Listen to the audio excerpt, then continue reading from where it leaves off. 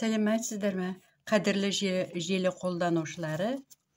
Бүгін мен өзімнің қызымның сұрауы бойынша үлкен анам, үлкен әжем марқұм Аққыздың біздің бала кезімізде езіріп беретін шелпегін сіздің назарларыңызға ұсынып отырмын. Марқұм үлкен анам, әжем сармайға пісіретін.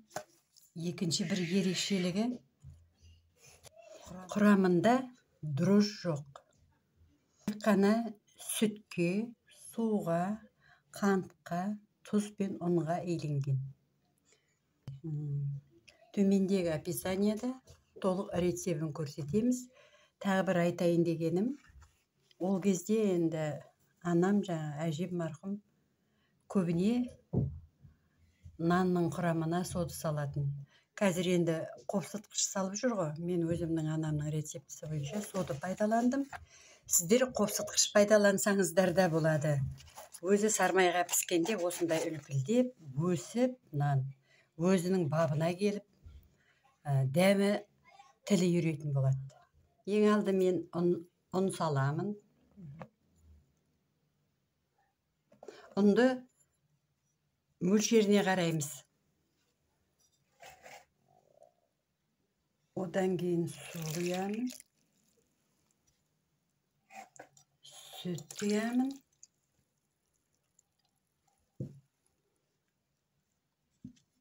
тұз саламын,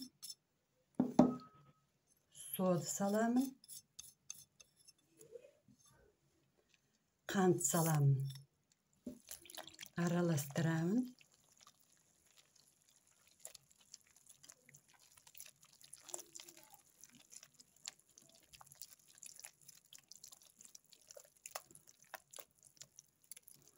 Ұнның мөлшерін сұйықтықтың соруына байланысты дайындаймын. Қазір әр жерде ұнның сапасы әртүрлі. Әртүрлі ұнды суды бойына қабылдауы мүмкін, сұйықтықты. Сондықтан сіздер дайындағанда ұнның мөлшеріне, сұйықтың мөлшеріне қарайсыздар. Қалай сорады ұнды?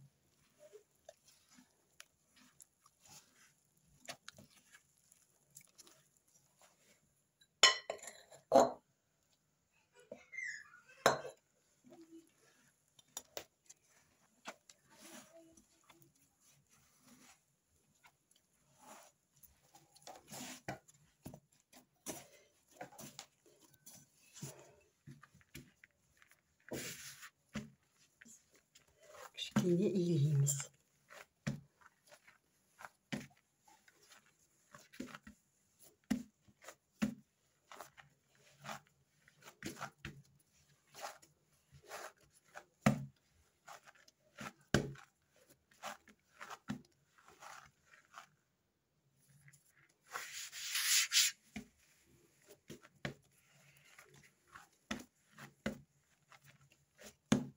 Қамырымыз дайын болды. Бұны бірнеше бөліктерге бөлеміз.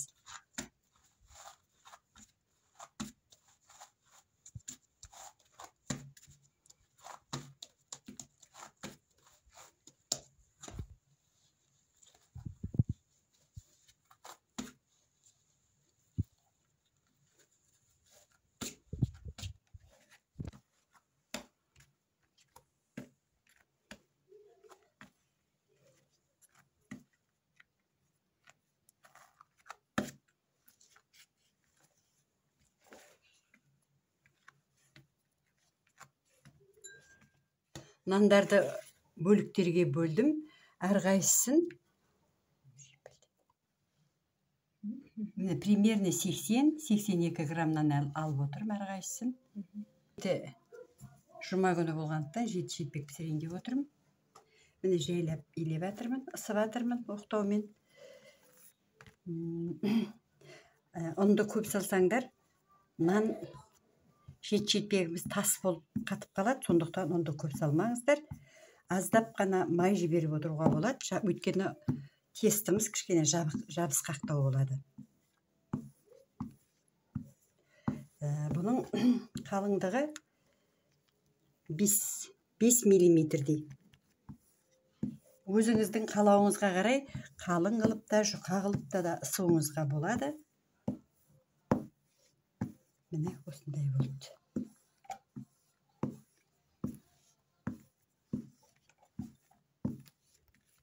Ал енді мына қалған тестіден тағы да бауырсақ пісіріп қоямын. Мен жұма сайын істеймін, өйткені немерелерім өте күшті сүйсініп жейді. Және осындай қылып пісіргенімді сұрап отырады әрқашан. Шелпектерді пісірерде әрқайсысын пісірер алдында ысып салып отырамын. Газдың үстінде тұрған табаға жақын жерде тұрып ысып, сол жерде салып отырған тиімді. Өйткені кішкене бұл созылуы да мүмкін.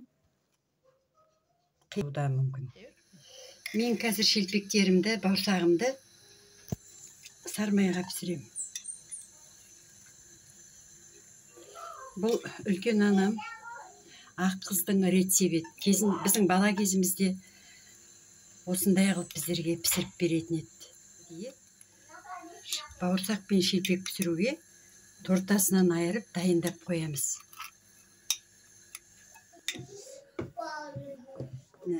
Шелпектерді кеуіп кетпес үшін мынандай бөліктерін үстіне аздап өсімдік майынан жағып тұру керек. Ысқанда да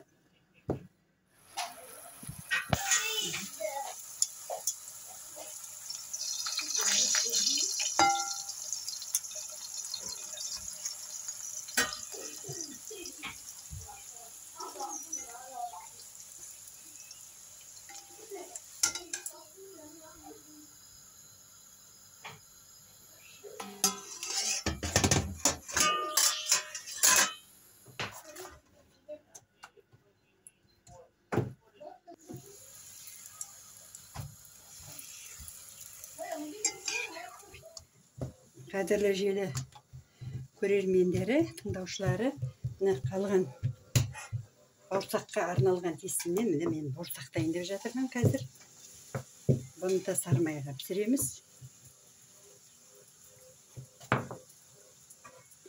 Оның өзі тесті тұрыңқыраған сайын өзінің бойындағы қасиеті жүзеге асып, бірте-бірте оның тестінің құрамы, қамырдың құрамы жақсара бастайды.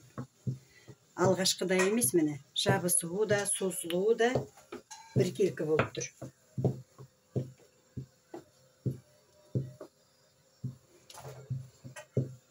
Қазір кесіп көрсетейін енді.